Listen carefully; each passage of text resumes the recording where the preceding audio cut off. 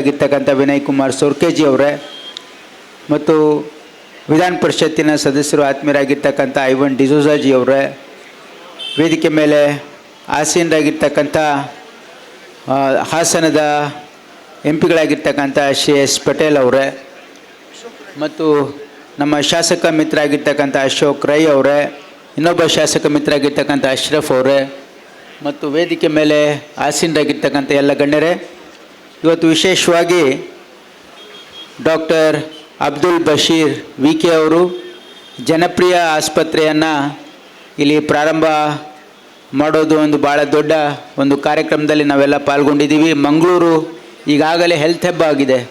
ಇಲ್ಲಿ ಅನೇಕ ಮೆಡಿಕಲ್ ಕಾಲೇಜುಗಳಿದ್ದರೂ ಕೂಡ ಇಲ್ಲಿ ಮತ್ತೊಂದು ಆಸ್ಪತ್ರೆಯನ್ನು ತೆಗಿತಕ್ಕಂಥ ಒಂದು ಕೆಲಸಕ್ಕೆ ಅವರು ಕೈ ಹಾಕಿದ್ದಾರೆ.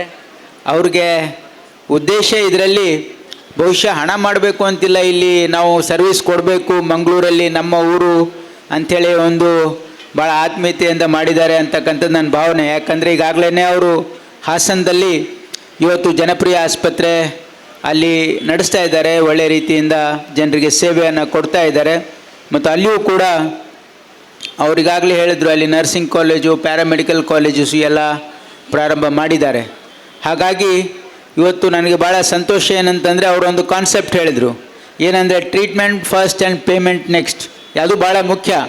ಆಸ್ಪತ್ರೆಗೆ ಬಂದಿರತಕ್ಕಂಥ ಪ್ರತಿಯೊಬ್ಬ ರೋಗಿಗೆ ನಾವು ಮೊದಲು ಚಿಕಿತ್ಸೆ ಕೊಡ್ತಕ್ಕಂಥದ್ದು ಭಾಳ ಮುಖ್ಯ. ಅವ್ರಿಗೆ ನಾವು ಹಣ ಕೇಳೋದು ಅದು ಆಮೇಲೆ.